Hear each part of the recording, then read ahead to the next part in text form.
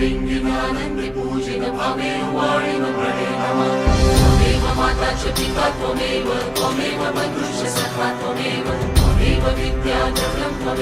त्वमेव सर्वं मम देवदेव कायेन वाचा मनसेन्द्रियेण बुद्ध्यात्मना वा प्रकृतिस्वभावं करोमि यत् सकलं